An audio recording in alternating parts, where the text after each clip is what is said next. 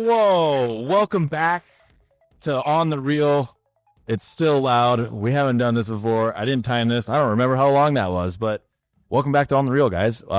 This is kind of crazy, Alex. Welcome back. This is, I hope you guys are still potentially watching. It's been a while, but we got some a fun podcast lined up today. Definitely. The really cool project and some cool people here in Arizona and, well, you know, elsewhere, but Hell yeah. Today we're sitting down with our guest, Emilio Miguel Torres. He's a director. And Emilio Toby Romero, director of photography. yes. And we're going to talk about how they met, what they're doing in the film world, and then they have a special project called The Ladder. The Ladder Is premiering at some film festivals here, and chat about that. That's right. So, Thanks for having us on, guys. Yeah, heck yeah. Thanks for coming in. I know we're just like chilling. We're in the back of the warehouse right now. Just It's incredible. just in it. You know, it's kind of fun. Well, how do you want to start it? I say you guys have a similar Yeah, go ahead. story to us because we met in college and then from college kind of created the Reelbros brand and what it is today. You guys also met in college at NYU. So I would love to hear about how that story happened. And yeah. Well, this is Emilio talking, my voice.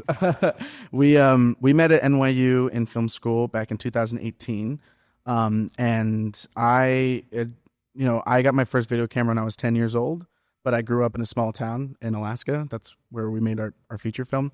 And I grew up like just doing things myself, just going out, shooting stuff, editing an iMovie, watching Film Riot videos, figuring it out on my own. Oh yeah, Film Riot. And throughout high school, I also was just kind of like doing everything myself. So when I went to film school, like I really felt like I was kind of entering a whole new level that I wasn't prepared for because I got the film that got me into NYU. I edited an iMovie and I shot it with some friends around there. And then I went there and I met friends who like had already shot like a $20,000 short film with an Arri Alexa by their freshman year. And I was just like, oh, I don't even know what any of those words mean. I literally didn't know what a director of photography was until I got to film school. I when I saw that credit in the credits, I thought it was just like the BTS photographer or something like that. And then Toby and I actually met in a very serendipitous way. And we were actually at a concert for Sheck West.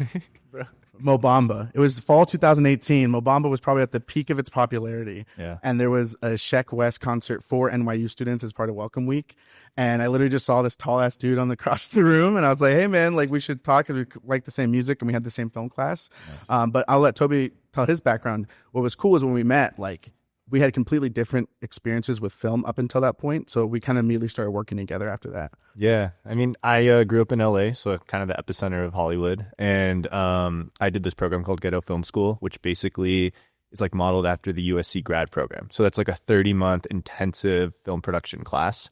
So I came into NYU with, a good amount of film experience. I shot a short in Israel, and there were a lot of like different kind of really, really grateful for early on career development in that sense. So I came to NYU like knowing, how to use a Alexa Mini and how to, shoot those movies. And then Emilio came in with like just these really amazing ideas. And then we kind of just hit our collaboration off and we started this little small brand called Ultrawave, which was sick. Yeah, we were really, we were both really into kind of, especially in 2018, people were kind of in the know at that time. There was kind of this peak of like kind of underground hip hop and streetwear, and they're kind of having this convergence, and a lot of SoundCloud rappers and kind of that whole Ultrawave. I like and it. So we made this thing called Ultrawave, and the kind of vision behind it was like it could be a sort of a production company for us to make music videos, and we made a couple like $500 music videos, low budget. It's like in the Bronx in New York. Yeah. It was That sounds fun. Yeah. scrappy. But then like we would do like on the street stuff, like go to New York Fashion Week and talk to streetwear brands. And so it was just sort of this conglomerate. And really the reason why is like I went to NYU and I'm like, I'm ready to hit the ground running. I'm going to do all these movies and stuff. But the way that NYU is structured is it's a 4-year program traditionally, and kind of the first year you're not making any short films usually. You're doing like a lot of like kind of core storytelling, Right, technical stuff, photography classes, writing classes, and it's not till your sophomore year that you even start making anything. So I wanted to make stuff while I was at NYU, and so we're like, let's start our own thing. And we had a kind of a team of other students who also could make stuff, and we just put out videos. And it wasn't, it didn't turn into anything, but that gave us the confidence to then level up and grow into. And we were a great collaboration team because like I said, Toby had this technical background and he had love for camera, like the actual like craft of picking lenses and picking, those kinds of things. And I just loved storytelling and acting. Like my background was in theater. So we kind of made a really great director DP pair. And so from early on in film school, we became roommates by sophomore year. And we were just like, we're going to make stuff together. And we just kept doing that throughout film school. And then eventually our first feature together. Hell yeah, dude. That sounds really familiar. Yeah. Basically what we did. I mean, it's good you guys started a name because you just put something together and then you run with it if you want to later on, which is cool. And the fact that you guys actually were trying to do stuff in school instead of just waiting for that moment, that's what sets everyone else apart. You get that head start, you get that experience, jump starts you in, and then you go and do that project where you're then supposed to do it and turn it into capstone, and your teacher's like, holy crap, what have you guys been doing? It looks really good. Example, this film. Yeah. You then form the ladder. Yeah, for sure. And really, I mean, for me, like, and I love people ask me for advice because they see I made a film early on in my career and things like that. But like, Yeah, because how old are you? I'm 24. 24. Okay, so I was way off. I was like 28 or something. Yeah. My girlfriend and I were watching the film last night. I'm like, Nikki's like, how old is he? I'm like, I don't know. I think 28 or something. I was young anyway. He was young. He's like, oh, she's good. I was 23 during principal photography. Wow. And it was, I made my first big project after film school. I graduated in 2021. Nice. But I think if anything, like I've been able to make this feature and several short films and different cool projects. But really, like the only reason this has all played out, I mean, it's taken many years, but it's like I've just always made something with whatever I could do. Exactly. And I'm a huge advocate for like people say, how do I get started? What camera should I get? I'm like, literally start making TikToks on your phone that have a good story or are actually engaging and inspire you. And that's going to help you so much more than waiting for someone to say like, oh, now you can shoot a short film with a cinema camera. It's like in the meantime, you could have made so many more things. And that's Toby using my mantra. Like, I mean, we're always trying to elevate the quality, but like, we're also like, we know at the end of the day, him and I and a camera and some actors, like we're going to make something cool. Totally. Love that. Yeah, it's killer.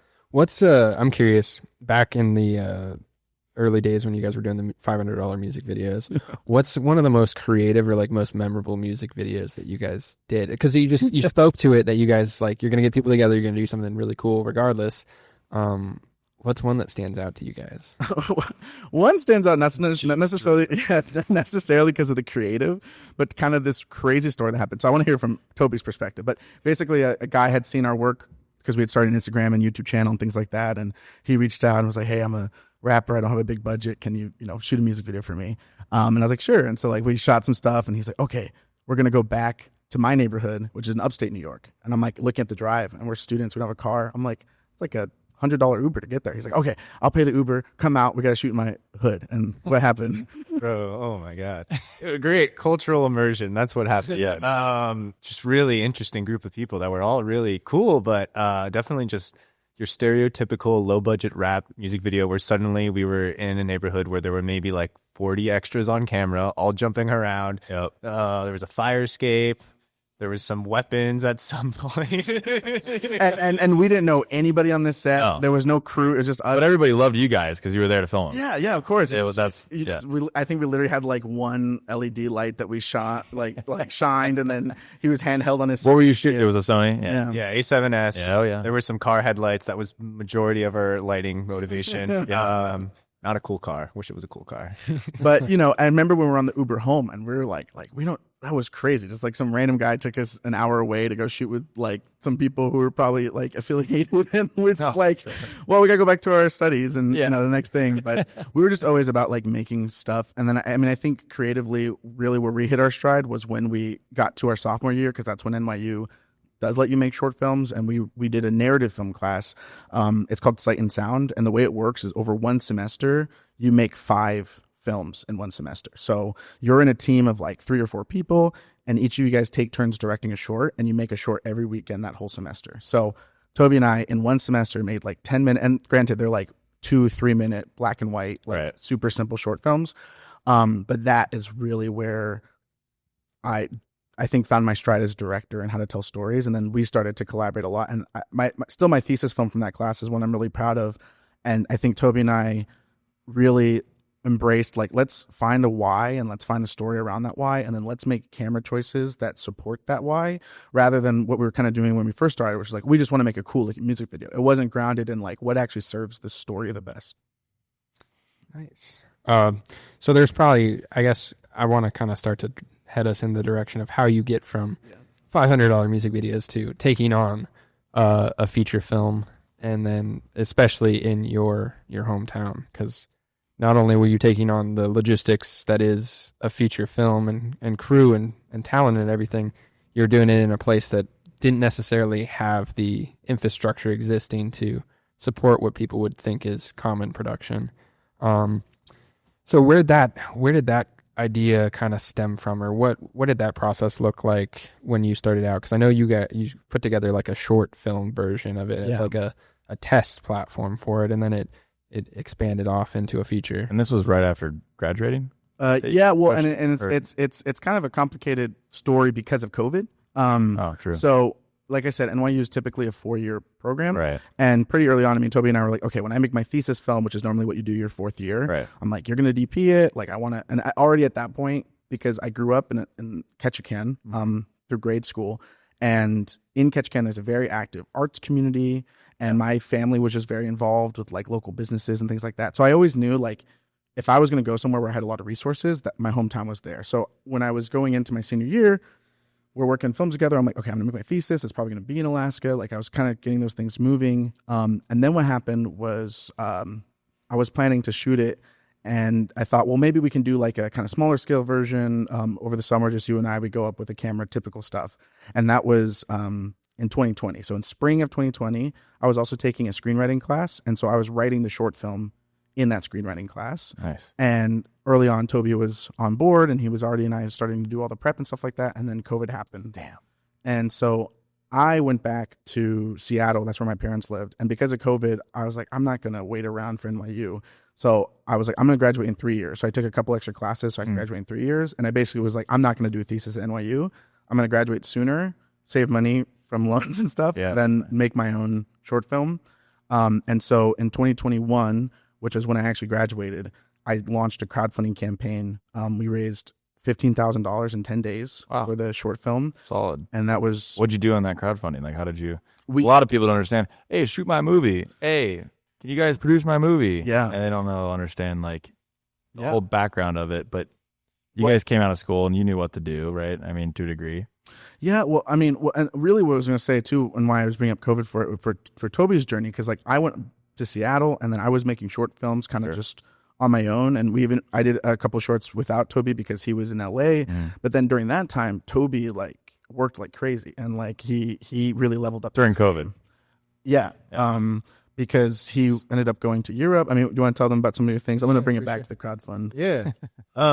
During COVID, it was like an interesting time where like a lot of people weren't working, and then I kind of, whenever there's problems, or I guess adversity invites innovation, and there was a lot of just kind of like being scrappy and figuring things out. So I got pretty lucky and made some pretty big shows and operated on some bigger shows. Heck yeah. Then just got to be able to like see it at a very like high scale. Yeah.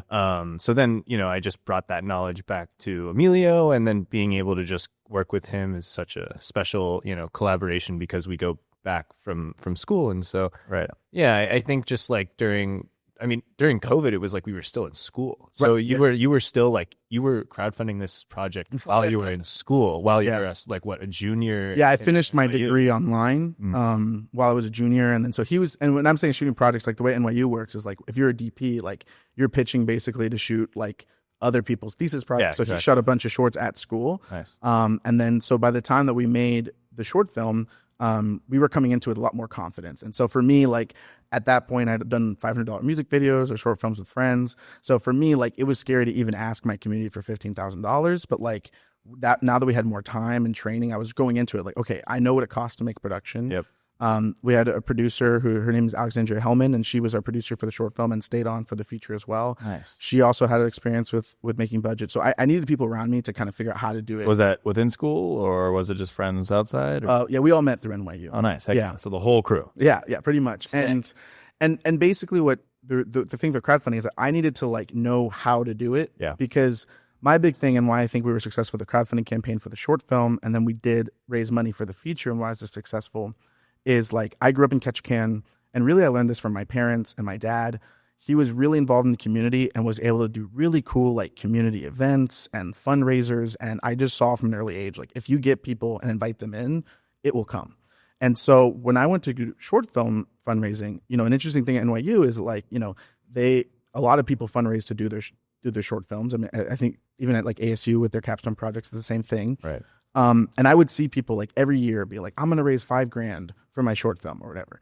And I was like, I'm not going to ask my friends in my community multiple times to do like little pockets. I'm going to not ask at all. And then the one time when I really need that one project that's going to change everything, I will. So that was one strategy I did. And I have a lot of opinions about crowdfunding. If a little plug, but if you go to my YouTube channel, Torres Productions LLC, I have a like 20-minute video that breaks down my strategies about how to crowdfund. But the biggest thing I would say to people is it's like, I think some people like whether you do Kickstarter, Indiegogo, or whatever, they think like I just got to make a sick campaign page and then put it on social media and the money will come. And it's like no.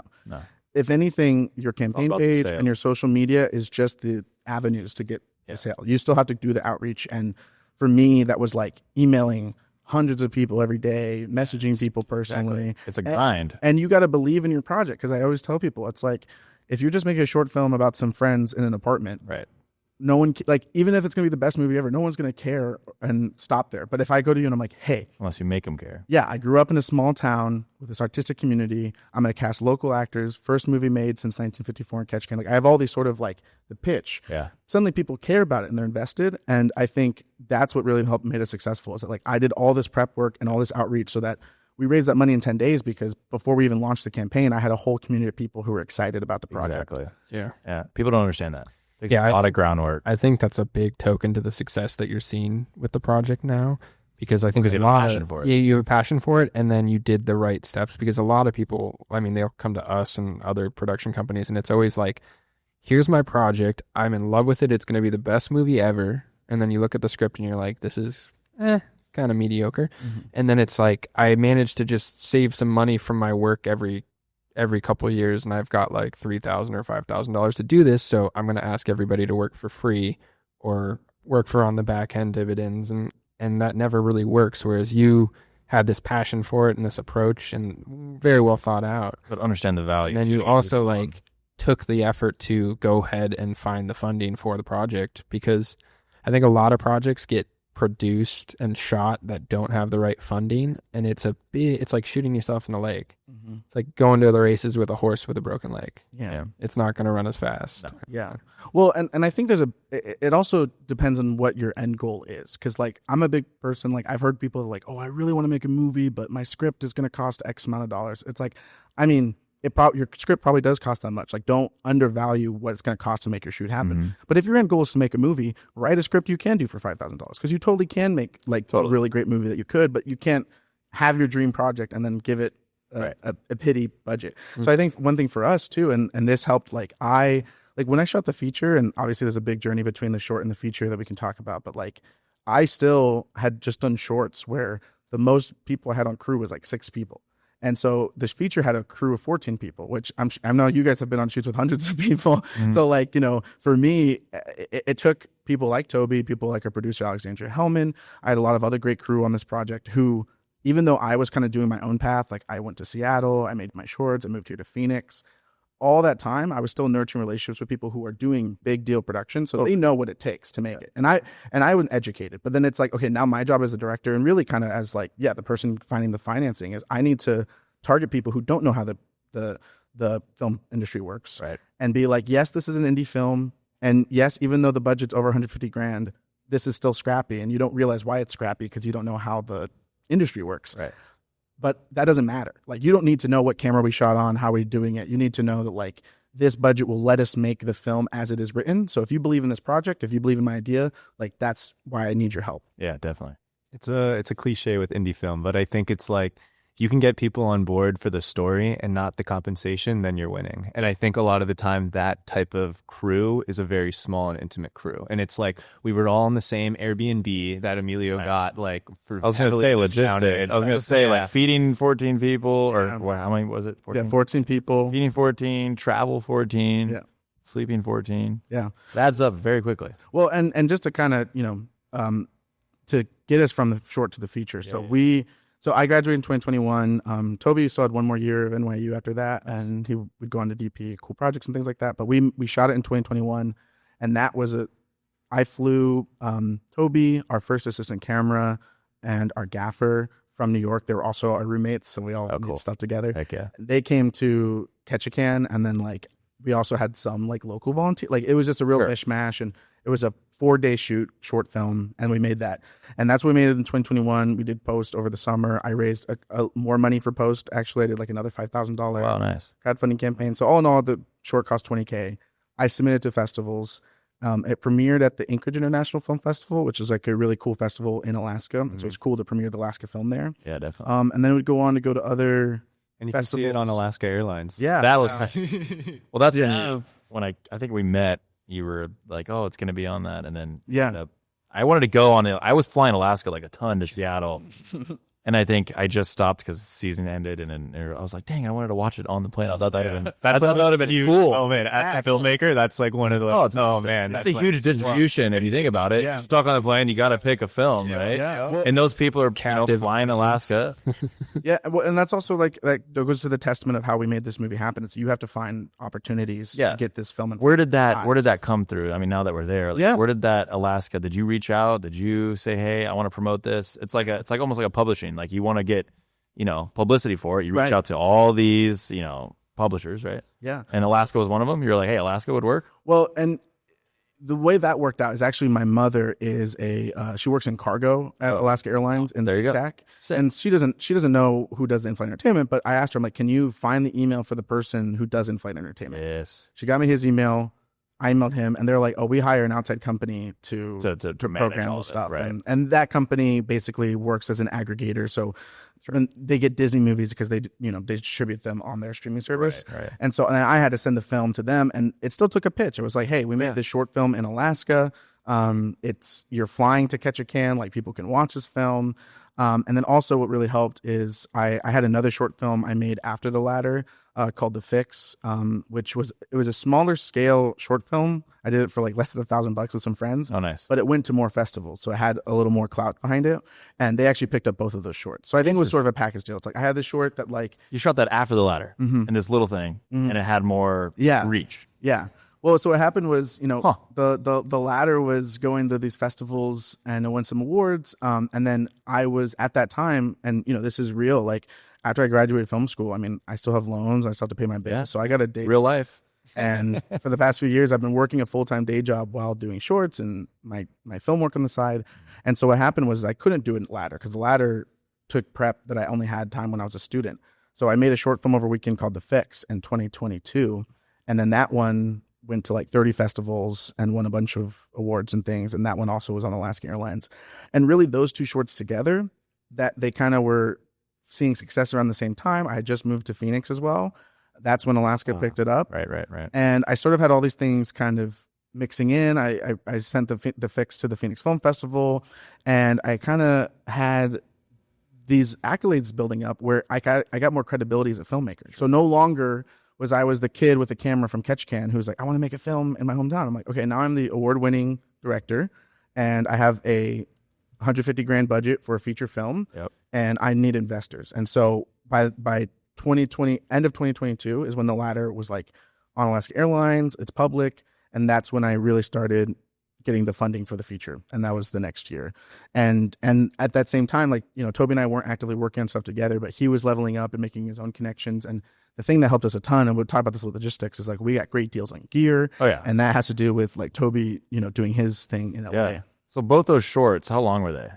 The latter short film is 15 minutes, and The Fix is 11 minutes. Nice. And they both, and so they had like a category, I guess, on short films there? Or yeah, well, I just think premiered it as like a featured. Yeah, well, the in-flight entertainment, I mean, I think they've had like, because Alaska Airlines is actually, even though it's Alaska Airlines, their hub is Seattle. Sure. Yeah. And so I think it started with like the Seattle International Film Festival. I remember a few years ago, I saw them programming shorts that were selected there. Oh, nice. And I'm sure that was just like a partnership with SIF and Alaska Airlines. But ever since then, there has been short films on the flight. And some of them are like my films, or they have a connection to Alaska, and some of them are just random ones. And that's huge, though. Yeah. It's like eyeballs sitting there. That's eyeballs. And also, I mean, I do get paid to license the film to them. Yeah. And that was just a plus. Like I was just excited for hundreds of exposure. people to see it. Yeah, and for my and every Was time it I a find- good? Was it a good amount? Like, is it? Well- You're happy to have it, or Oh, yeah. just be like, regardless. I mean, you probably would have put it on there for free, no matter what. Exactly. Well, I mean, and really, it's kind of just think of it like a stipend as like Exactly. thanks for it. I mean, the cool thing is like the ladder. We made it for 20 grand short film, and you can argue that it was like successful because it led to the funding for the feature. Sure. But like the fix, I made over a weekend with volunteer friends, and I think like I spent $1,000 of my own money Wow. to just make it. And I have another DP that I worked with on short films, and he owned the camera, so like we just made it really scrappy. Nice. That film, between the prize money we've won at festivals, the Alaska Airlines deals, I've actually profited on that short film because of those deals, right? Legit. But I granted, want to see the fix now. yeah, no, we can watch that. Yeah, that's on Netflix for sure. That's epic. So, where are we now? So we're basically transitioned from Alaska, the short film. From there, now you're like, okay, this is actually picking up speed. I'm actually making some traction. Mm-hmm. You guys were both happy with the outcome of that, obviously. And then you're like, okay, well, what are we going to do now? We're going to do the short. I mean, we're going to do the feature, right? Yeah. I mean, that was the ultimate goal from that, right? You were Yeah. just pitching that, and then the next crowdfunding situation happened for the feature. Yes. And so, how did you, when you kind of built that out, what was the pitch like, and where did you marketed that to? Because friends and family go so far, right? yeah. They'll throw some money here and there, but Yeah. where did you really get the traction from? Well, I will say, like, when I first made that short film, it was always a concept to either make it a feature film, or we also, because Toby and I mean, we've talked about the short since we were roommates in college. Yeah. We also said the premise of the film would make a really good web series, like a mini series, where like each episode's about a different character going through the thought process behind the film. Right. And so I always knew that was the big picture, but I didn't know when that was going to happen. I wasn't sure if we were going to make that feature 10 years from now, 20 years from now. I just one day. It was hot, and you wanted to get it done. Yeah. It was But when I saw it, it went to festivals, and what really kind of sold it for me is when I really saw it engaging with people. I knew like, okay, let's go for the feature. And I really had no idea. I had no confidence. I just had no idea how I was going to get the funding to make the feature. What I did was, first I had to make a budget, and Toby and I, this is when we collaborate on, I'm always like, I want to make it for as cheap as possible. Sure. And Toby's the one who's like, well, here's realistic. right. And then I'm like, well, let's just shoot it on, a DSLR and like Francis Ha. And he's like, well, do you want to get distributed? Because we're going to want to shoot it on an Alexa, so Definitely. those conversations. So Toby was definitely a help, and also our producer, where we built a budget, and we kind of had a range in mind. Like, okay, dream scenario, we'd love like 300K, because that would mean we could do everything we want to do, how we want to execute it, and then kind of a low end, like, okay, worst case scenario, I can make it for this much. Yeah. And kind of the minimum was 100K. Like, I knew anything less than that was just going to be, it's going to be a shit show. Yeah, because it was gonna be hard. It wouldn't have been worth it. Totally. And so once I had that budget in mind, the one thing we did that was really strategic is before the short film came out, before it was on Alaska Airlines, we arranged a premiere in Ketchikan of the short film. Nice. And I asked other Alaska filmmakers to give me shorts, and we programmed an event around it. So we screened their shorts, we screened the ladder for the first time. And then right after that, I came in and had a pitch for the feature. And I was like, here's the idea, here's the budget, blah, blah, blah. We're looking for investors.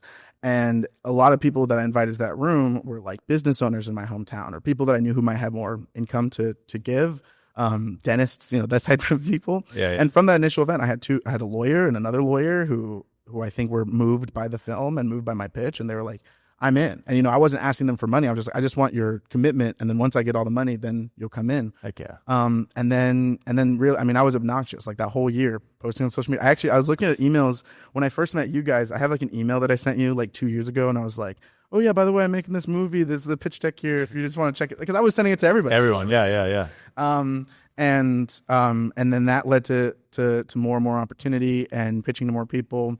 And then eventually, some were like family and friends, but then some people were like, I didn't know them personally, but like they saw me grow up in Ketchikan, and they've watched my journey come from afar.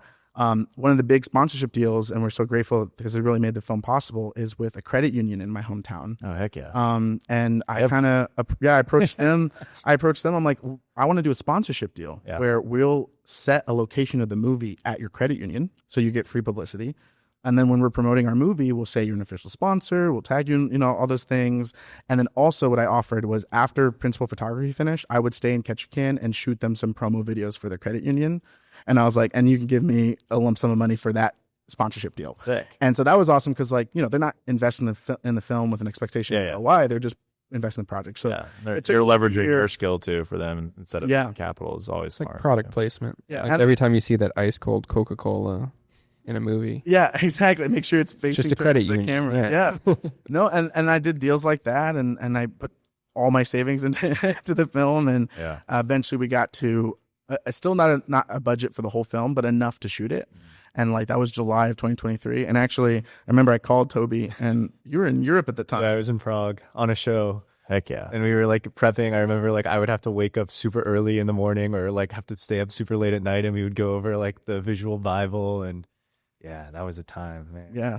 Well, and then basically once we knew we had the money, like, I mean, Toby and I kind of, we just, our whole life became prepping for it, doing all the prep and things like that. My producer, Alexandria Hellman, like dedicated her life to prepping for it, because what was tough is like our whole crew was from LA, New York, Arizona. Like no one was in Ketchikan. So we had a production assistant who became my director's assistant. Actually, her name was Lindsay, and she lived in Ketchikan. And she reached out to me, and she's like, I'm trying to get into film. I heard you're making this movie here. Can I help out? So then she became our in-person, like, Heck yeah. take photos of this. What's on around.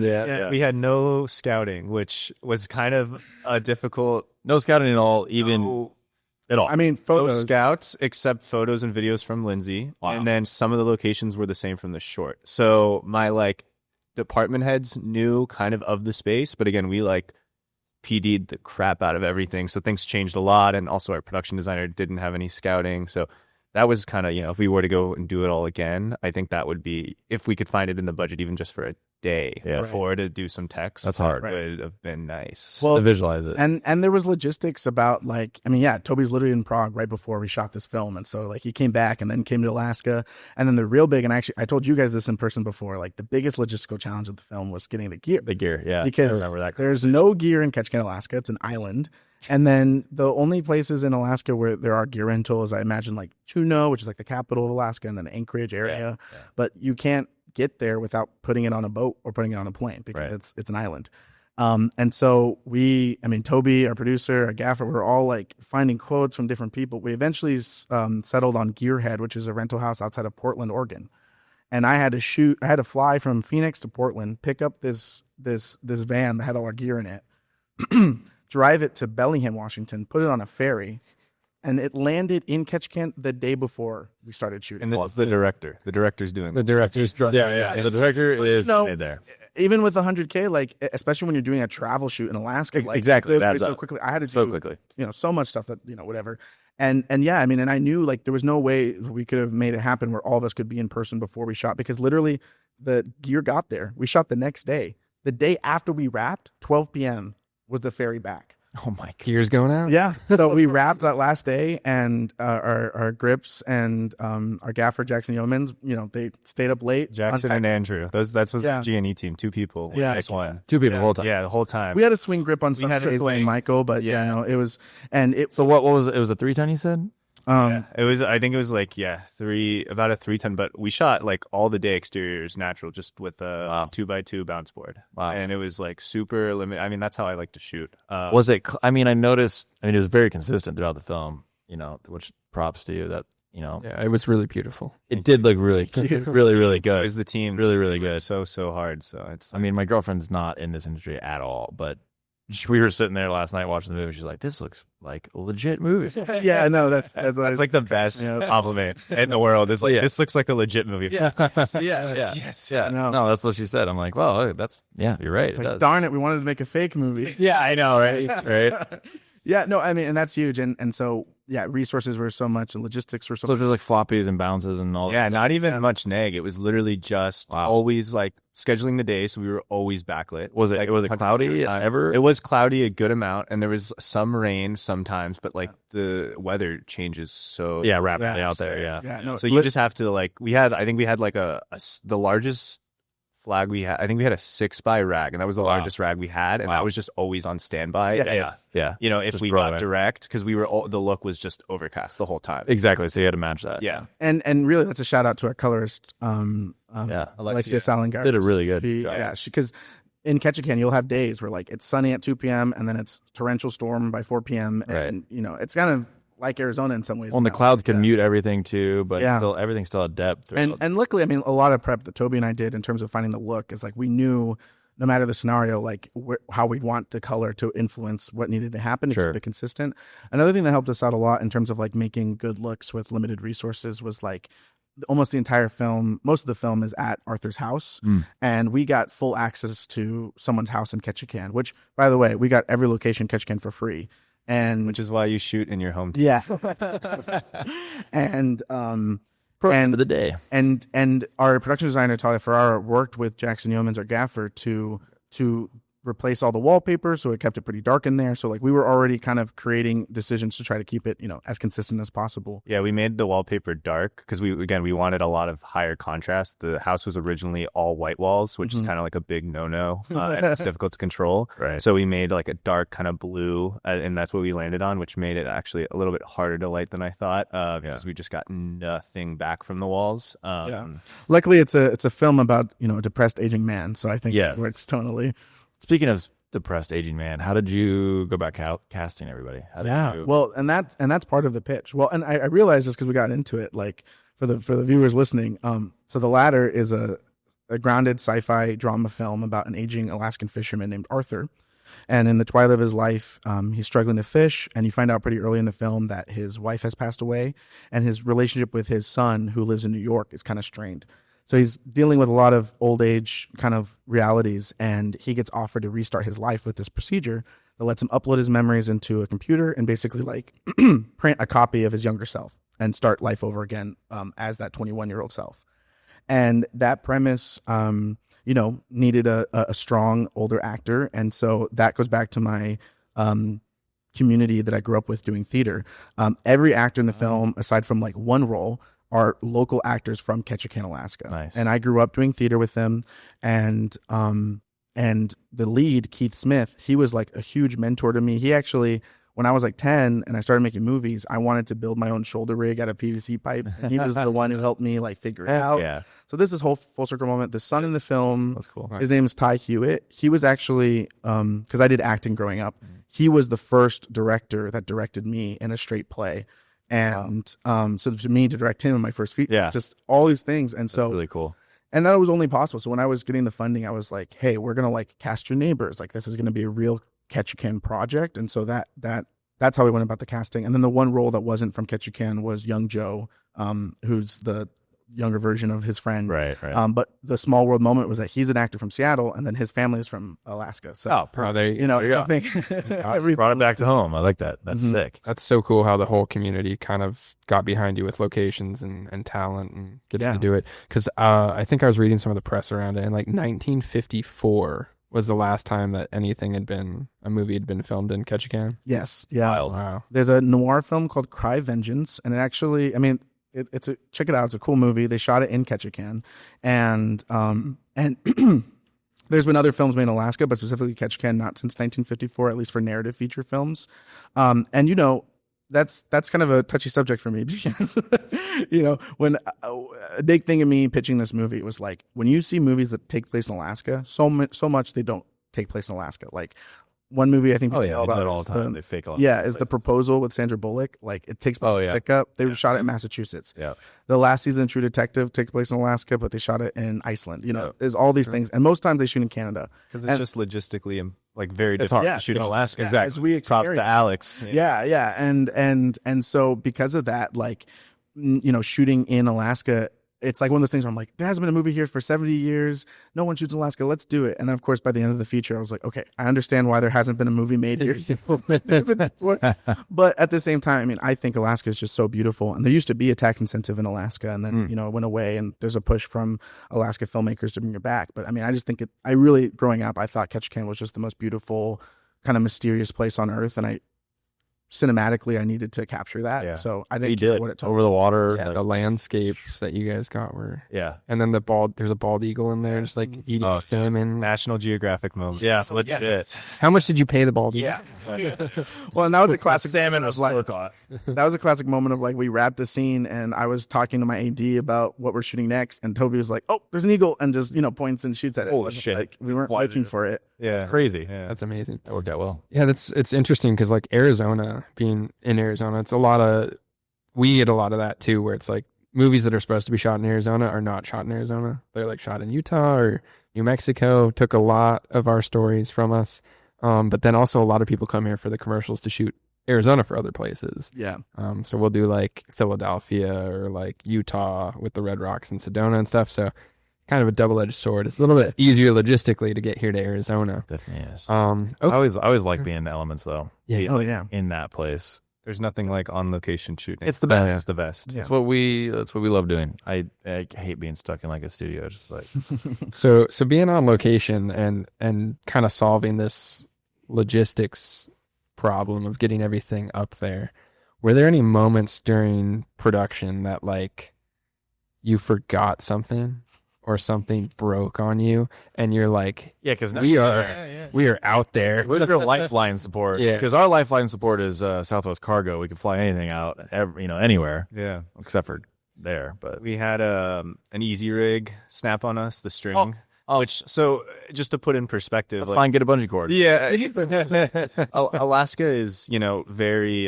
There's just salt. At least Ketchikan, there's like salt water just like in the air, just all the time. So like you can see like it just after like 10 days, the cages on the cameras are rusting. Like wow, it's like it was hard, and like we basically always had a carpet bag on the camera when we were shooting outside, just because it was like even if it wasn't raining, there was all like, this mist stuff from a rental house. Yes, too? it was from an LA rental house. Wow. Evidence Cameras who hooked us up. Thank you so much, Evidence. Appreciate you Yeah, guys. our AC flew out to LA with Toby. Yeah, we prepped the camera gear and then flew to Alaska with the gear.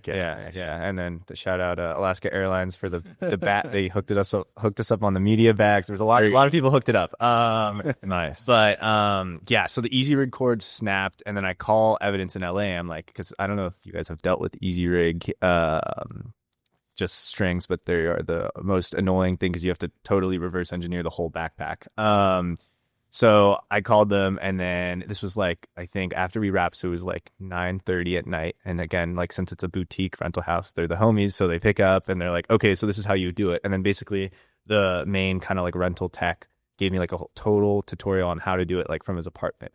And then we managed to get that fixed. Serious customer service. Yeah. So that was really, really nice situation. And then there was also certain times where like batteries were forgotten and just, the normal kind of thing. But I think that was really the most catastrophic thing that happened, which honestly wasn't that bad because like, yes, we were handheld for the majority of the film and I was usually always on the rig, but we had a cinesaddle, I could go shoulder, there were other options. Well, and there were other stuff that honestly, again, it was our circumstances that let us be successful, with my producer Alex always finding solutions, and then also my mom working for Alaska Airlines. Like one thing that happened is like, and I don't know why there was some sort of a lens attachment we needed to use the anamorphics we were using.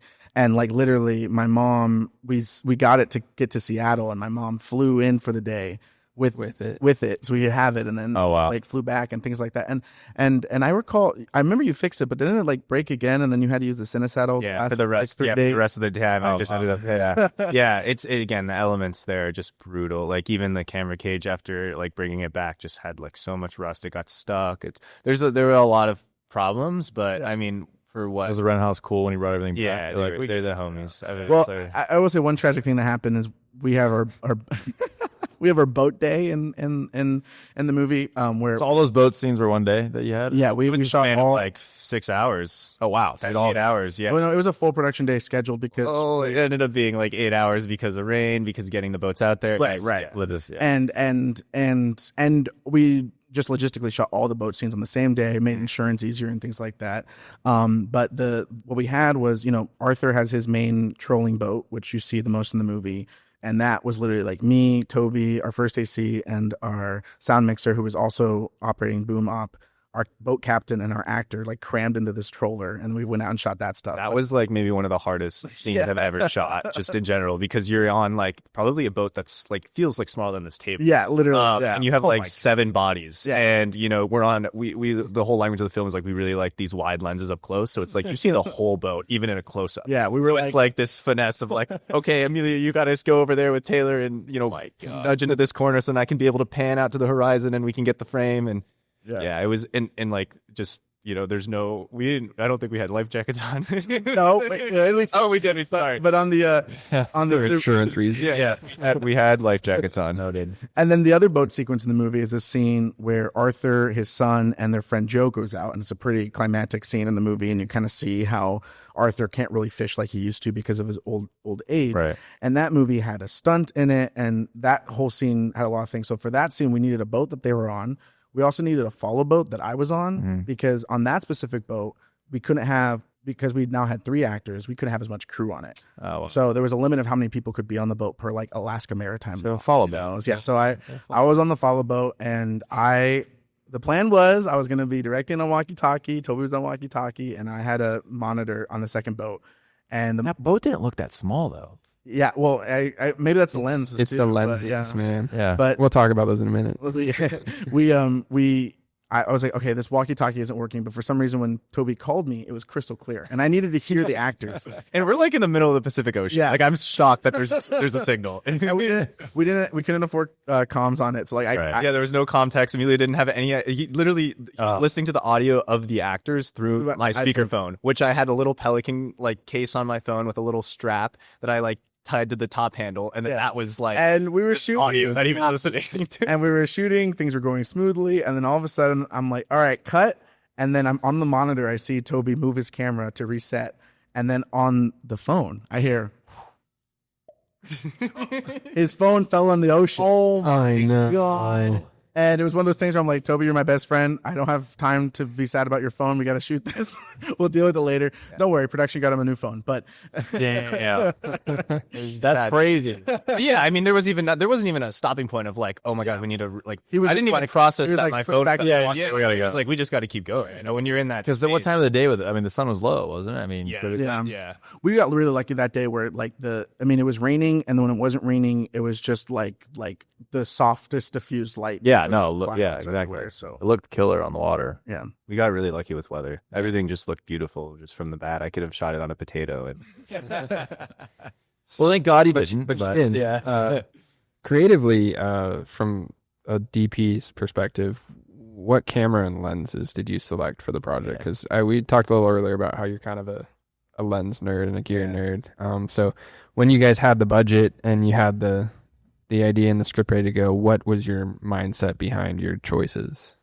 for narrative, I always try and shoot on Alexas. That's just like a general kind of rule, non-negotiable for me. I'm not the most film-centered DP. I'm like definitely more pro-digital and in that space. If we want to have that debate, we can. But we're in a new world. Yeah. But Alexa Mini was the body, and then we shot on Cook S4s for the spherical stuff, and then some Atlas anamorphics we shot for some flashbacks. And so the S4s were great because there's like great close focus. Like just with the Alexa Mini, there's just this beautiful like partnership, and it also the choice was influenced on this idea that like this kind of Ketchikan feels like it's from 2006 or like 2009, 2000. Like it doesn't feel like it's a 2023. We shot in 2023. It doesn't feel like it was in 2023. So I really wanted the lenses to also feel like that. And like the Alexa Mini Cook S4 look, if you go through like the equipment that was shot between 2013 and 2019 or 2017, it's like that's the combination that like every big budget movie is shot. So it's like, this is the dream. And luckily Evidence was really cool to us and hooked it up. And then for the anamorphics, we got really lucky because Atlas is in LA in Burbank. And so I just personally went over to Dan, who's the CEO, and was like, hey, Dan, we have this small little feature. I would love to shoot on some of your lenses, and I want them for free. And I don't just want the normal lenses. I want some like funky, weird ones that you don't give out. Yeah. So we got these really interesting custom tuned Orions that had some pink flares. So there were different coatings. And then we also had the 18 mil, but at the time, the 18 mil Atlas Orion had not come out yet. So that was like a prototype lens. They were literally, when I was taking it from from their warehouse, they were like greasing it and like putting on the housing. So we'll be one first. We were the first feature to shoot on that lens, and that is the largest the widest 2x anamorphic lens. So that was a big thing for us. That was like, and like, I mean, I'm like a no-name DP. Like, and I just walk in. And that's why they're so cool. Like Alice is like they've been building around people like you and everyone else to get to where they are now. We did the same thing with them. We have some good relationships there as well. They're awesome. They're they're just like, let's just do. They want to do cool stuff with cool people and send those lenses out. We did they sent us the 32 and the what was it? No, we had the 25. 20. I don't know which one. What was the wide one there? It was the widest one at the widest one at the time. 25. It was 25. Yeah. And they sent us that one for a music video we were doing. I didn't want to get off of it. It was so sick. But anyway, that's badass.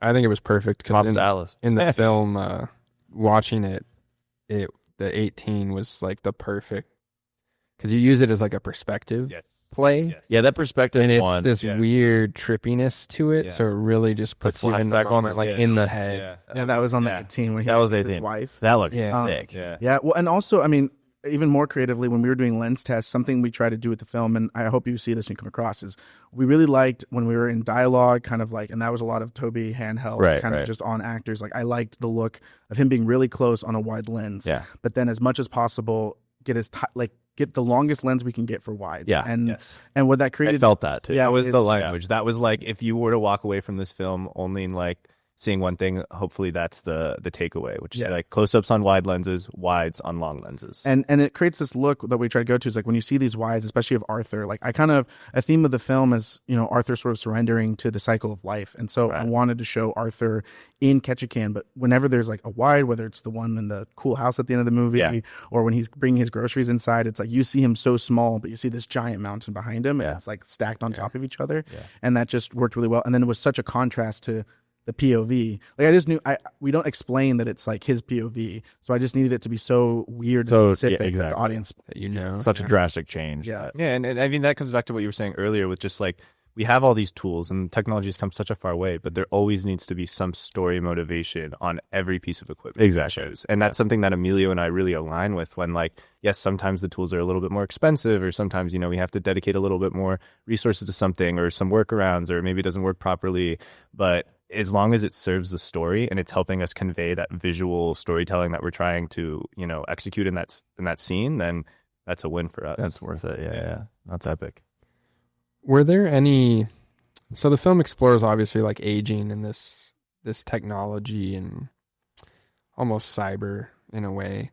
When you were, I didn't see that coming. By the way, I did not see that coming. Yeah, it was I didn't see that coming. I was like, oh, this is gonna be a really nice story, and then that comes in. I was like, oh, whoa, I got to shift my perspective now. We're going into this. Right.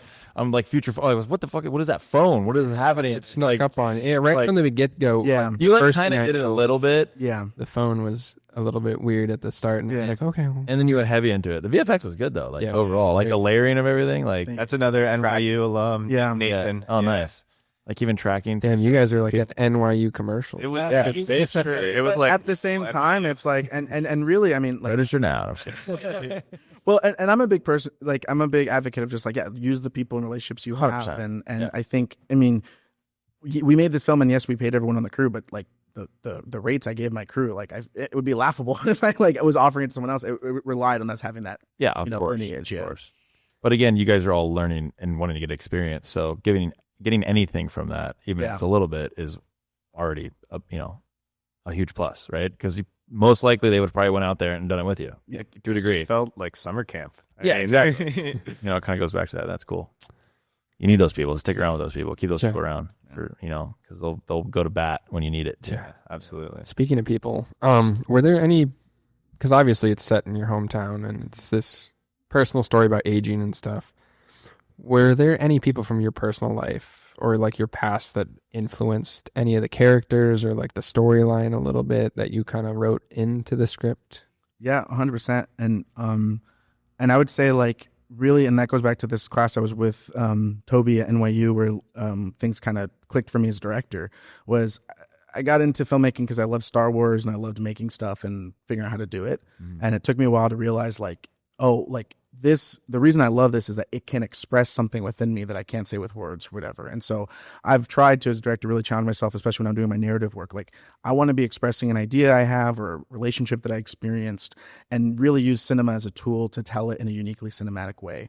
And so for me, like the latter specifically, it's really influenced by my own relationship with my dad, as well as like kind of my whole life I've been obsessed with the idea of like starting over with the knowledge I have now and kind of that idea. And it's been interesting because as I've been working on the film the past 5 years, our culture has changed. So there's so many more themes that the film feels relevant for that weren't even like generative AI was not in discussion when I started writing this movie. Yeah. But everyone who sees it, they're like, oh yeah, like it reminds me of like AI, like you could copy someone's memory using that. So for me, like really the shift that happened was I came back from school in 2019 and actually Toby and I made a really small short film. It was my first time doing one called Wannabe. And that summer I like worked at Buffalo Wild Wings and then worked on my short film at night. And I, had just come back from NYU. I thought I was, hot shit and stuff, whatever. And I was constantly butting heads with my dad because it was like realizing like, oh, like I'm not a high schooler anymore. I'm living at home with you. I want to respect your rules, but also like I'm doing my own thing and I'm living a life. And my dad and I started having this tension. And my dad grew up really involved in community. And as he's gotten older, just because he got busy, like he got less involved with community. We moved to Seattle. And so there was this disconnect happening between me and my dad and kind of seeing him lose a sense of purpose. And I felt inspired to write about that. So really like the first draft of the script, there was no sci-fi, anything. It was just a phone call with the son and the father. And that's still like the hook of the movie now. And then when I got to NYU, it came clear to me that I wanted the story to be about a man finding a sense of purpose in the end of his life. And the way to make that dramatic is you have to give him an opportunity to not do that and give him a chance to make the right choice, And so I was like, okay, well, if someone wants to accept the final stage of their life, what's the alternative? Starting over. And I was like, well, I need like a sci-fi premise to do that. And that's where we go from there. And so, you mentioned the VFX, like it was always my goal to be really grounded sci-fi. Like a lot of references I would make would be like Her or like it's kind of the sci-fi where there's a tool or there's a technology that exists, but like that's not what the movie's about. It's not the main premise. Yeah. It's there. You made that company look big and and that's really like going back to what Toby said about Ketchikan looking like a dated town. Like it does look like a dated town and there's some old houses there. And so to juxtapose this high tech thing with this small town. They're doing the testing in this island and Alaska. Yeah. It works. Real. Yeah, for sure. And I think as time has gone on, like I think the film is also, it's like I think about Ozempic and plastic surgery and like there's just our culture is so focused on like let's use technology to be young and live forever and all this stuff. There's like this doctor who has a YouTube channel where he like takes his son's plasma. Yeah. Oh yeah, I know. Yeah. And still does his blood son is what he he like steals plasma from his son. How old is his son? No, it's the dude that sold what's his name? It's the dude that sold he's like he sold Venmo or something. Yeah, it's like a 5-year-old who's trying to look 30 forever. Multi-billion. Yeah, his internal age is like 30 years old or something. And yeah, so the film has had so much more themes and things like that. I mean, ultimately, and really this is what helped us get the funding for the feature is when I released the short film on YouTube, it got a good amount of views. It has almost 200,000 views on YouTube. And when you look at the comments and when you look at the demographics, our viewership is like 75% 55 and older. Like, oh wow, people who so the algorithm is feeding this to older audiences. And when you scroll through the comments, it's just dozens and dozens of people that are like, I wouldn't do it because I trust technology. And then someone else saying like, I would do that. Yeah, like, kidding? Yeah, that's so funny. I'm sitting in my couch too. I'm like, would I do that? I was and then I think that's when I knew I had something that was going to connect with people. Yeah, so, totally. Like, even though the film's, to me, it's about a father and a son, I think the film has an opportunity to mean so many things to people. And ultimately, the film belongs to the audience. So whatever they get out of it is what they get out of it. Yeah, exactly. No, that's a good point. I think you reached both. You had that perspective of like tech and interest, and then you had this kind of like connection to their father-son and some other things, family-oriented things, which was cool. So you have both. Yeah. But that was wild. And Nikki was just like, no, I wouldn't do it. I don't want to do it. So after you guys wrapped up filming in Alaska, where'd you take the project for post-production? And how did kind of your post-production process look timeline-wise? We also had a second unit. Yeah. So we wrapped in October 2023. And then I came back to Arizona, and basically my whole life had blown up because I just left for a month to make this movie. Yeah. And I still had my day job I had to get back to, and I have a fiance, I had life to get back to. And I also had gone through all my savings. So I was like, I got to get back. I'm stuck here. And then so that was basically November was like rebuilding my life. And then December, I'm an editor, and really like my way into filmmaking, like I said, was like figuring out how to do stuff on my own. Sure. So I've edited a lot of my short films, and then when I've worked with another editor, like I kind of need a first cut for myself. So December I did my first director's cut of the film, and really wasn't trying to go for perfection. Was just trying to make sure that the scenes worked, Right. And knew that like, okay, some of these scenes there'll be better takes, but we at least have a take that works. And then I actually worked with a Phoenix editor. His name's Santiago Manriquez. He's also another director in the Valley. Nice. And literally I posted in the Arizona Filmmakers Facebook group and was like looking for an editor. And he first started just assistant editor, and he was amazing. I never had this before because I normally edit my own projects. He not only did he sync all the audio with the visuals, but he had tagged every shot. So I literally could hop into DaVinci and type in like eagle, and every shot with an eagle would come up. wow. And so from that, I was like, okay, you got the gig. Yeah, for the that's movie. legit. That's awesome. And so once I edited the director's cut, he took over, and he was editing from January 2023 until I think we pictured lock in like May of 2024. But in the middle of that, I had no money for post-production because we only got enough money to make it. So I was like, okay, we need to crowdfund $50,000. We need to edit this movie. We need to color this movie, sound design, score, all that stuff. Also, there's a pretty big scene in Ketchikan that we didn't get. And then also in the movie, there's commercials. There's these sort of like cutaways. There's a FaceTime call with the son. Yeah. All this stuff we hadn't shot. And so we're like, No. okay, logistically, it's going to be cheaper for us to fly our 2 Alaska actors to New York, since all my crew is in New York, and I fly to New York, and we shoot there in studios or in office spaces. And then, so that's what we did. So then part of our crowdfunding campaign was doing that. So spring of 2024 was Santiago's working on the cut. There's a whole New York sequence that we had to go Yeah, shoot. that was the scene where he's on the phone. And then he Did you have walked in permit the for all that? hallway. Well, You did? No, sir. Run and gun filmmaking. There's And that was a different camera. That was a mini LF with the big ingenuity. That was the 12x12. So that was like this big of a package. Well, this was cool. And then this goes back to Toby and I leveraging the resources we have. Is Toby, can you tell them about your award and how that Yeah, for sure. connected to this? So when I graduated NYU, I got an award from Ari that they do like the kind of the top cinematographer of each class. And Violet Smith and I shared that award. And so that's basically what that. Thank you. Basically, what that meant was like they would give us a grant to be able to like take out a camera package virtually for free. Wow. But it was for a day, and then I was like, no, I'm not going to do that. I want it for 10 days. Can I pay you a little bit of money for 10 days? So then that was a whole other side quest. But I basically did like I had a He was genius. We had a 3-day second unit shoot, so he got me the camera for that.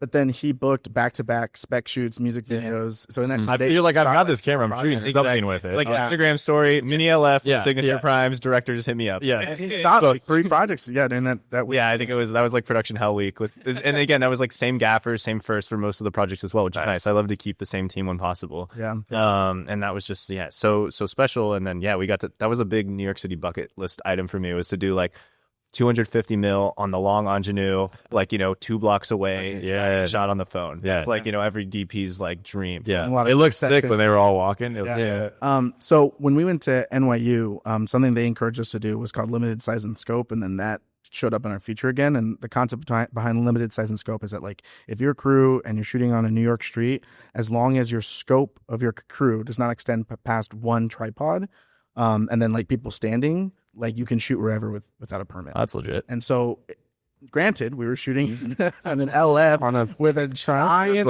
and we have I'll show you. We have a hilarious BTS photo of Toby like shooting, and plenty of people gave us weird looks when they went across, but we asked. But it's New York. Nobody cares. They're all minding their own business. They're just like, I got places to be. And we knew what exactly we wanted to get. We got it, really quickly. And that second unit shoot was just sort of like discombobulated because it was like, okay, we need to get this office FaceTime shot. Then we need to get Ryan when he's walking. It's all these like little scenes that we edited in. Yeah. So it was definitely a fun weekend. But we also we shot the upload room where he goes in the tank. Yeah, I was gonna say, where was that at? That was in studio Black Lloyd, New York. And that tank was built by our art team. Oh, nice. And they literally got plexiglass and frames and filled it with water. Yeah. And then VFX in the background. And then there was a crazy situation with the tentacle.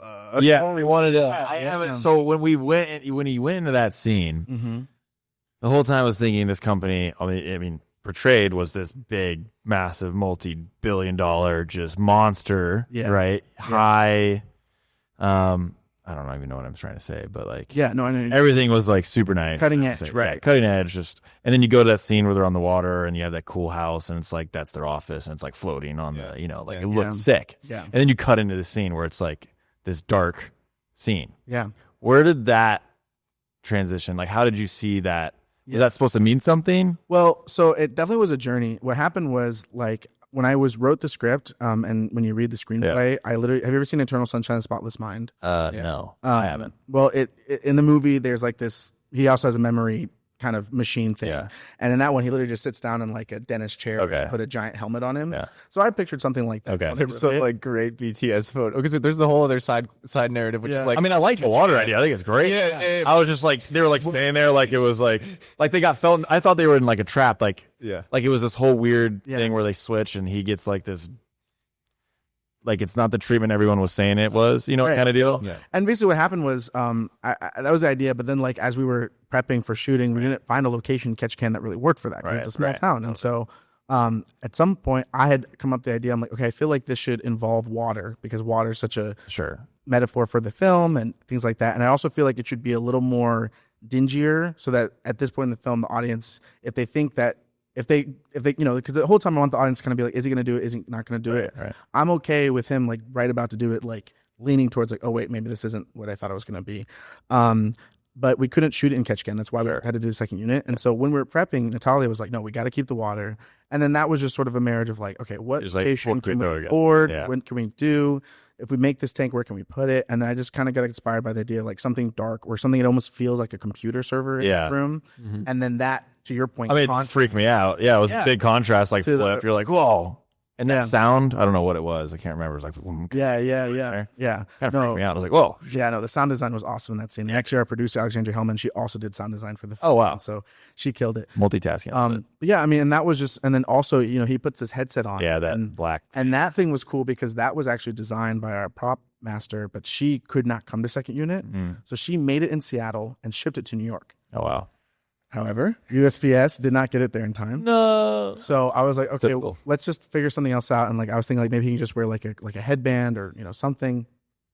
And then one of our PAs, Cassie Vega and Alexandra Hellman, our producer, literally drove around Brooklyn and stopped every single USPS until they found it. They were like tracking down like and they ran. Vehicles. They were like trying to flag each one down and be like, do you have this? What? Yeah. And we had like just a manhunt for this package in New York City. Whoa. We arrived on set and we're like, we don't have this prop. And they're like, well, tracking says it should be delivering today. And so they went out to go look for it. And then literally we had like, I think 2 hours from when we arrived at the studio till when we had picture up. And by the time we went in for our first take, stop, we got the oh my set. God. Just, that's crazy. Gotta love it. I've done that, and we were in Miami one time, and like lenses didn't show up. Oh no. And I was tracking trucks down. I went to like the distribution center, and I walked in there, and they're like, "You're like not supposed to be here." Yep. And I was like, "My package is here. I'm supposed to be here." Like, that's so funny. I need it. Yeah, no. And that second unit and everything was only possible because, like I said, we raised 50 grand. So, and really what's kind of empowered me as a filmmaker is like, I think I'm good at like pitching ideas and getting people to come on board, but I'm still that kid who used to shoot, edit, and do everything myself. Totally. So I kind of always have this mindset when I'm approaching a project, like I want to reach for as big as I can. I want to bring as many people on board. But when I'm going to people, I'm not going to them and saying like, I need your help. And if I don't have your help, this isn't going to happen. It's like, either I'm going to edit this movie or I'm going to raise money and hire someone to edit this movie, but it's going to get done. Yeah, exactly. And so, yeah, we did a crowdfunding campaign and I followed a lot of the same strategies I did from the short film. We had raised 20 grand for the short film. So I had this list of emails of people who had already given me money before. It's a much easier ask to be like, you gave me $25 in 2021. Look at this has become. It also was an easy ask because we already had the movie in the can. So I'm not going to people and being like, believe in this project. It's like, I just need help to do post. And so, yeah, I mean, I was hustling. While we were doing second unit, I was also doing the crowdfunding campaign and just kind of having everything going at the same time. And really what pushed us over the edge is that we made this huge event in Ketchikan because we had the first 25 minutes of the movie edited. So we screened the first 25 minutes and then we did this salmon cook where like the high school culinary team made a salmon spread. We had salmon donated. We had crab donated. Legit. And then I auctioned off like props from the movie. We had local businesses give us like things to auction. We did this whole big fundraiser campaign and that like accounted for 10 grand of our 50 grand that we raised. And so there you go. You do all these things together. And so, you know, and also like we were still moving forward. Like my editor, he edited the movie on good faith that I would raise the money and pay him. He had no idea if I was going to, but again, I think that goes back to like me telling people like, I believe in this project, like we're going to make it work. Right. And moving forward. And I think that's really what helps me make these things is like, I feel like as a director, whether I'm pitching on a project or whatever, I need not only the audience to give a crap about what I'm doing, but like all the people who are going to say yes to make it happen. I'm a huge advocate for like when it comes to goal setting. I try as a filmmaker, I feel like you'd be really tough if you set certain goals and those goals hinge on other people giving you a yes, because you can be working so hard and do everything you can, and just if someone doesn't like it, they say no. Yeah. I'm a big advocate for like make a path for yourself, make a plan for yourself where that like everyone could tell you no, but you're still going to make your thing. Totally. And I think that's what pushed us through the film. Yeah, and to that point, and you've kind of hinted at it throughout the podcast, but like I think one of the biggest skills that you have as an asset as a director is being able to sell your work, right? And being able to just be a salesman in the certain degree of like, hey, I have this idea, or hey, I have, this story that I want to tell. How can you get involved and help me? And it's not just giving me money. It's like coming on set and visiting and getting excited about the filmmaking process and like having these, grassroots events, which you're doing screenings in Ketchikan, you're doing cook-offs and that sort of thing. And I think that that's maybe for younger filmmakers, something that's really important to kind of hone in on is like, you have to be really creative with the way that you get funding when you're not at, a certain studio level or even in a higher indie level. Yeah. Well, and I also like, I tell people, this goes back to everything in our industry. Like, I feel like with AI, with things that are happening in our industry, like the way things have always been done doesn't always work. So you need to find new ways to do things. And like, I made a salmon bake at a high school in my hometown. Like, that's not necessarily something that comes to your mind to do. I'd reach out to businesses and be like, hey, like we'll sponsor this movie. We'll shoot you find these opportunities. And really the film, I mean, again, this also credit to Alexandria Hellman, because she also was, our producer was like calling people and making these deals happen. Is it's like, we had food donated to us. We had meals donated to us. We had locations, transportation, like we had so many things, but that it was only happened because we had years of proving to my community I could do it.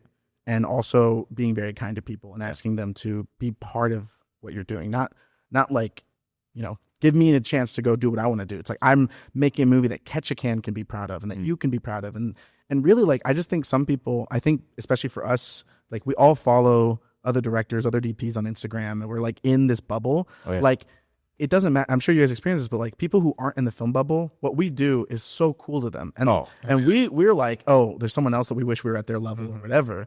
But they have no idea, and you're offering them a pathway to do what they think is cool, what they think is movie magic. And like you're providing that opportunity for them. Yeah. And it's also movie magic for you. But I think it's like that's a big thing. And so I just make your tent as big as possible, invite people in. And then that's also going to be the audience that, I hope we can find a distribution partner. But if I have to self-distribute this movie, again, I'm not going to wait on a yes. I'm going to distribute to my audience that I know exists. That's what you need to become successful in anything that you do. You got to just go for it. You can't wait on anybody because no one's going to do anything for you. You got to do it yourself. So that's huge mentality win there. And that's why you've been able to get so far. And now you're here on this podcast, which is world renowned. I'm just curious. I want to touch on the festival circuit that you're doing, because obviously this is going to come out while that's doing its thing. But the community in Ketchikan, have they had an opportunity to see the full feature yet? And how has that been received by them? Because I mean, I watched this thing and I was like, damn, I want to go there. Yeah. It's beautiful up there. Because as we're doing this podcast, when do you start rolling this thing out? So it's going to have its world premiere at the Fargo Film Festival March 19th. That's next Wednesday. Wow. I'm going to Fargo. Hey. There we go. It's going to Oklahoma City Latino Film Festival. And then after that, it's going to come here to the Phoenix Film Festival. Right. And those are our first 3 festival selections so far. More will be announced in the future. But I'd say, like, for my hometown, we did a private screening last fall. Obviously, it can't be public because we need to have eligibility for film festivals and things like that. Sure. But the people who were invited were anyone who appears in the movie as an extra. We have like over 100 extras in the movie. Wow. People who donated stuff to us, people who invested in the film. I mean, all of our investors obviously were treated VIP status at the premiere. Sure. Our cast, and just from that, there's one theater in Ketchikan that I grew up going to. 2 screens. One is a 200-seat theater and one's like a 100-seat theater. Wow. We filled up the 200-seat theater, and then we had to do an overfill to the second theater, and the theater played the movie. No way. And that to me, like, I mean, obviously I want this film to go far and I want to have a big career, but going back to like set your goals for something that you can control, like the most meaningful moment of my life was screening that movie in that theater, because I grew up going to that theater. That was like my family's thing to do. That's how I fell in love with making movies. And so like anyone who sort of touched the movie, who wants to see it can see it. But because of festival things, we're withholding it. But for the most part, I mean, I think a lot of people have been understanding that I'm like, I want this film to go as far as possible. For that to happen, I need to go to these festivals, get it seen by people, hopefully win these awards, so that when I'm going to a distributor to get it on Amazon or whatever, like I'm going with a little more clout behind the film. And I think people understand that. And of course, like, it's always special when like a friend that I haven't seen in many years comes over and I'm like, oh, let's watch the movie or whatever. And I think that, to me, like, that's a big thing. I mean, when I was a kid, I used to make movies because I just wanted my family to sit down and watch it. Yeah. And my mom would be like, "Why are you showing our dirty laundry in the YouTube video?" I'm like, "I don't care. Pay attention to the story." And that's why I need production design. Yeah, exactly. That's huge. Like, filling out and all those seats, and it's like your hometown. That's badass, dude. Yeah. Congrats. Thank you. Yeah, Huge thing to do. Yeah. Well, and I hope, I mean, like, I have a relationship with the theater chain in Alaska, Gross Alaska, Totally. to screen it there. And I think, again, like, I'm going to shoot for the stars with the movie, but I do know that, like, a realistic distribution path for us is self-distribution, me self-setting up theaters. Yeah. But I'm like, there's so many little theaters across Alaska, and like I hope that it screens at every single one of those, because I just think it's going to be so special for those people. And really, I mean, yeah, I'm excited for new audiences to see it, but of course, like, that Ketchikan audience remains the heart of the movie. Totally. I think it's gonna be a kick-ass thing when you send it across all of Alaska. It's gonna be awesome.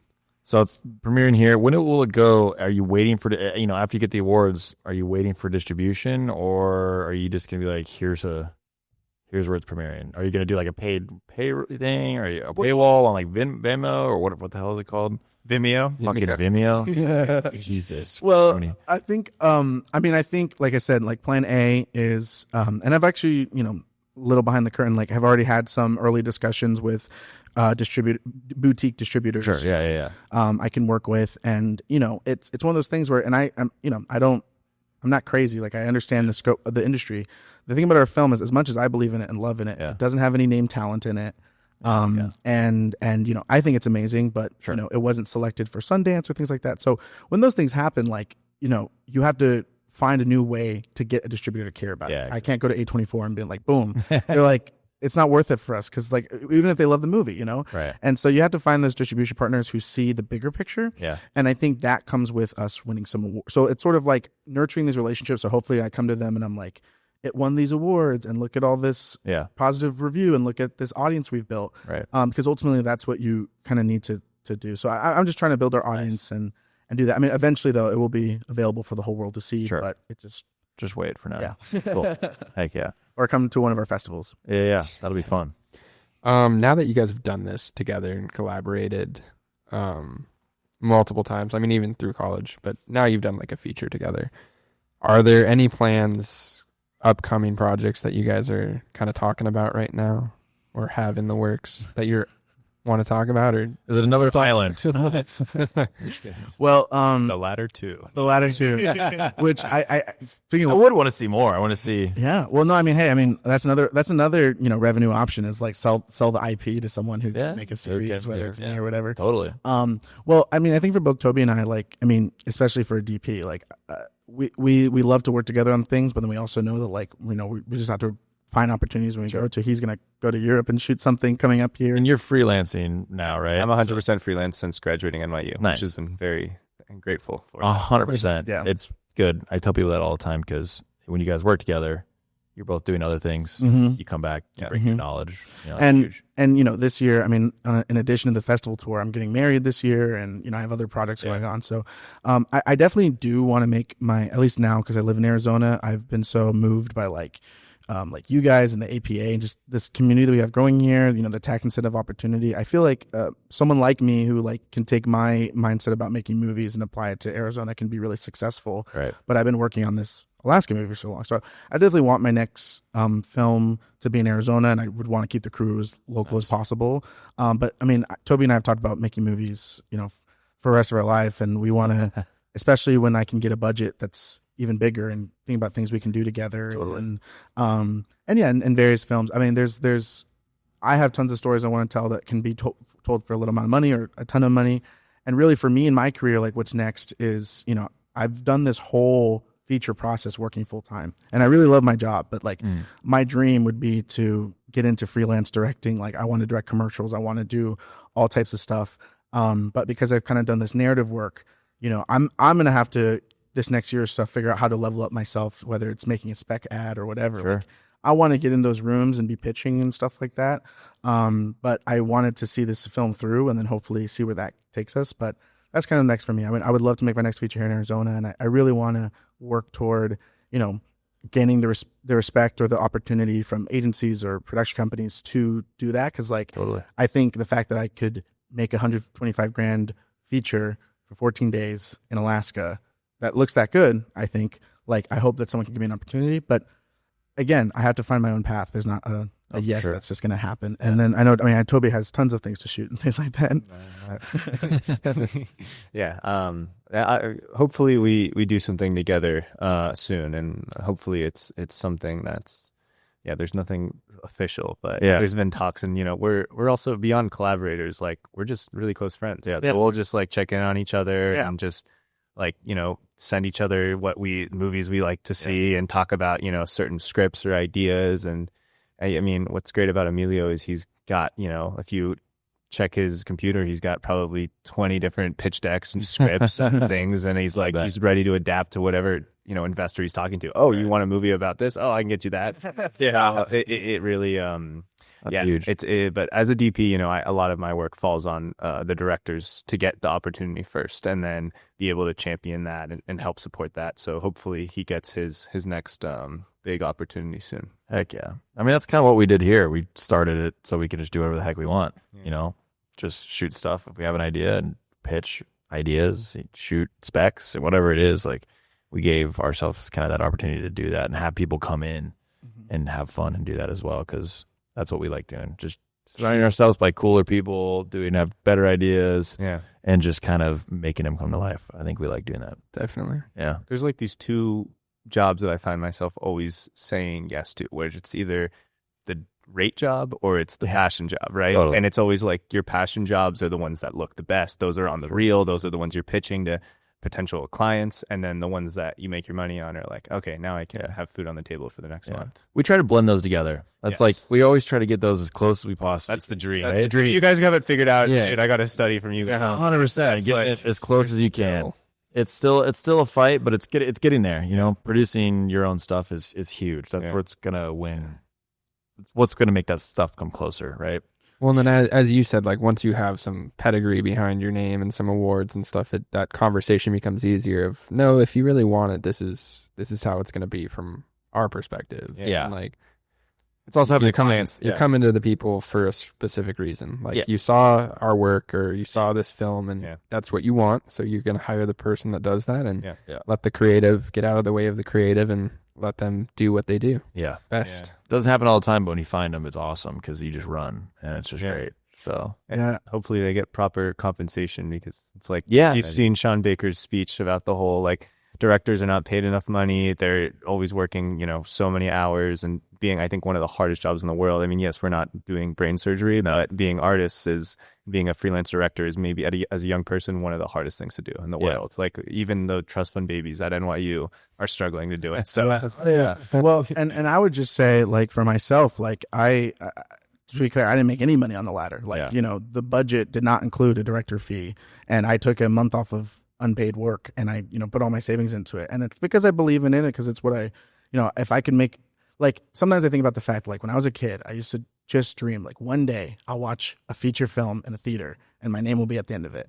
And it's like, that's happened for me now. And so for me, it's like, and this goes back to the fact that, like, before I got into film, I loved theater. Like, I'm just an artist and I love storytelling. Right. And it's why, like, I do all types of different projects, and I shoot a lot of things that are sort of one-man band things that for clients or whatever.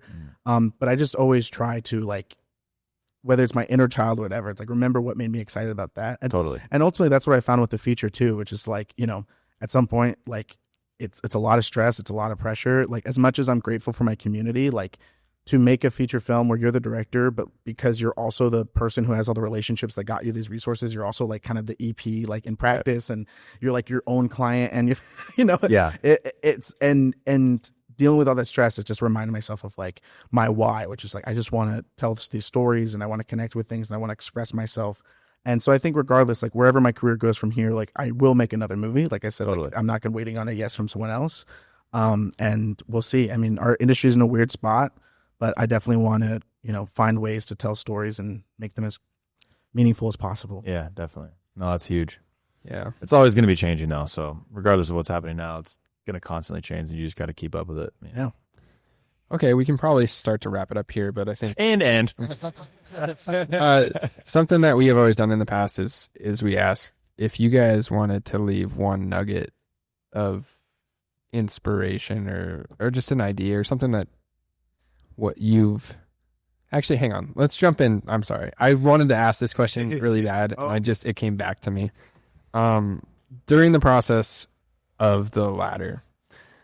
Was there ever a moment where you thought, like, because it happens to me sometimes in the thick of it, was there ever a moment where you just thought, like, fuck, I don't know if I can do this? Or, like, this is really hard and, like, make or break right now? And, like, what was the thing you told yourself or what was the action that you took that was, like, got you through that? Because I feel like it always gets hardest right before the breakthroughs happen. And then, like, the difference is like the people that just sit there and say, fuck it, I'm pushing through this. Or the people that are like, fuck, this is too hard, I'm just going to turn around. Yeah. That's, like, the difference maker in a lot of cases. Yeah, I mean, if anything, it's maybe a mix of like naivety, like blind ignorance, and then also like, yeah, telling myself to push through. But I mean, that feeling I felt constantly. Like, I mean, for context, like I made the short film and it was awesome. And there's this weird emotional relationship where, like, of course, every time you make a film, you're like, oh, this is going to be the one that gets into Sundance and my career is going to change from this. And and you convince yourself of that. So anything below that feels like you're letting people down, especially the people who like invested in your film. And that was never the case. I mean, people were so excited about the short film and I'm still proud of it to this day. And it's led to opportunity for both Toby and I, clearly.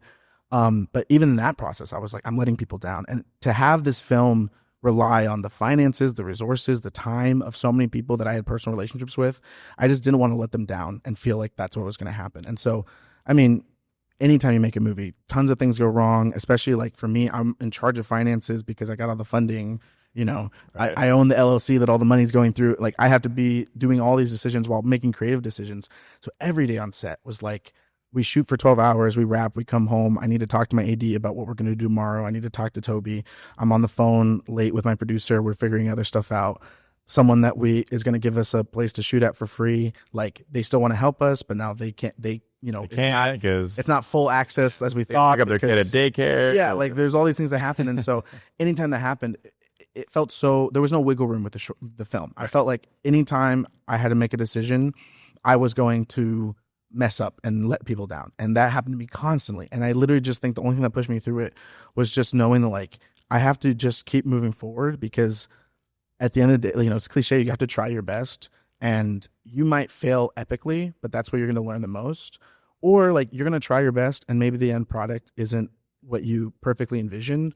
But if you are giving your all, it's going to be better than, you know, than what you expect it to be, if that makes sense. Yeah. And so I think for me, like it was tough. I mean, I went to Alaska for a month and every day was working, you know, sleeping 4 hours a day for a month, making this movie.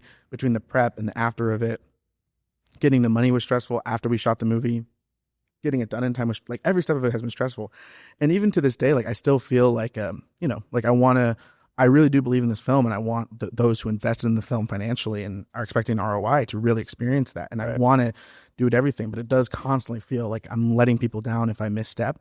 And I think what gets me through it is just remind myself that, like, just like how I see my inner child when I'm trying to make a project for myself, like a lot of people who believe in me, again, it's lucky because of this project.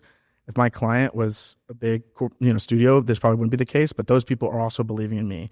And I think really it was sharing the final project with people and being like, you know, I tried my best, this is what it is. And then immediately seeing people like stand and clap and tell them how much the movie meant to me. It's like, that's how you get through it. And I just think you have to believe in the bigger picture. Like you're having hundreds of people either invest in you or give up their time or whatever to believe in your project.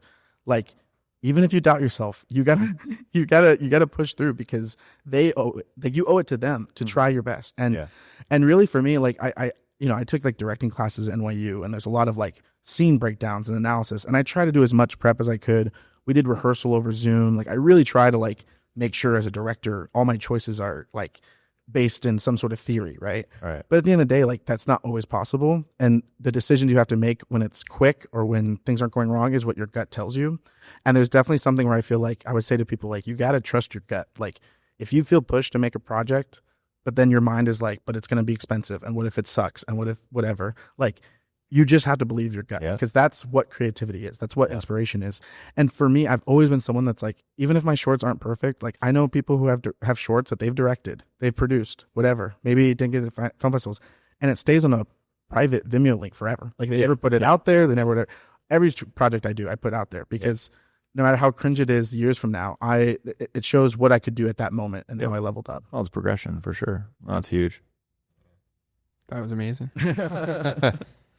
Okay, and I think let's leave the viewers with one token of advice, concisely, that you guys have, and then plug the socials, your YouTubes, whatever you want, so people can see this work and they can hear when this is going to be available to view, and so they can check it out themselves. John and I got the beautiful opportunity to take an early peek at it. I watched it on night, my little home theater projector setup, surround sound, and I sounded good. No, I don't do that.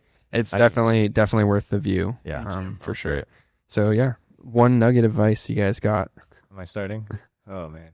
I think just being a really good doctor of your own body in long form is very important. Like, especially as an operator or doing hard labor, even as a director, you're always on your feet during set. And like Emilio just pointed out, being 14 hours, 16-hour days, not getting enough sleep, and working physically and also mentally really, really hard, especially on longer projects where you only have you're doing 5-6 days in a row and you have one off day. Just really taking care of yourself, eating healthy, drinking vitamin C, a lot of that, because that was kind of a naive feeling that I came in with the latter, whereas I hadn't really done a project for 14 days in a row, and I started getting sick and just feeling it. And it's I would say, if you have the luxury and opportunity to work on longer form content and you're working a lot of days, just really be mindful of your body and your health, because that is key. Without that, you cannot be creative. No, that's a huge tip. That's fact.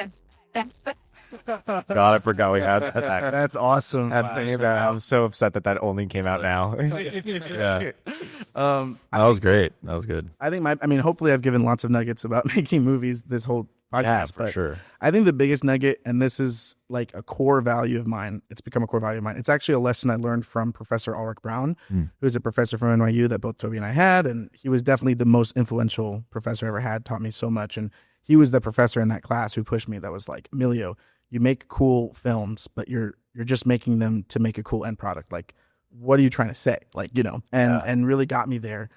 And one thing he said, and even when I told him about I'm just, it's tough. And this was actually during COVID, when I was I'm trying to figure this out, but I was supposed to go to LA or New York after I got to NYU and go to this isn't working how I thought it was going to. And what he told me, and I think he tells his students to this day, is that when you're pursuing film, remember, filmmaking is a craft. To some point, even though it's your passion, there's no difference between a director and a plumber. You both have a job to do. You're doing it, and hopefully you're doing it because either you love plumbing or you're providing for your family, but it's a craft, And as much as we make our identity the fact that we're filmmakers, it's before you're a filmmaker, you are a human, you are a son, you are a brother, you're a, for me, fiance. And as much as I've tried to pursue my dreams and I hope things work out for me or whatever, it's what got me through the movie, what got me through everything. It's you really have to make sure that you are settled in whether it's your personal physical health, your mental health, your relationships, because those are the people that you get the support from that helps you move on. So I would say don't tie up your self-worth or your sense of who you are into what's happening with your career, because what's the difference between, you trying to pursue directing and being a plumber? It's you're human, and the work we do, it can fulfill us, it can inspire us, but you have one life to live. And when you're directing, the thing that you do the least when you're a director is be on set. You are spending years, pitching and in post and promoting your film. The actual filmmaking part of it, such a small part of it. So you have to make sure find someone you love, find family that you love, ground yourself in that, because no matter what happens with your career, that's going to be what pushes you forward. So I'd say before you're a filmmaker, you're everything else in your life. And for me, I'm a son, I'm a brother, I'm a fiance, soon to be husband, I'm a friend. Like that all comes before any movie. Heck yeah.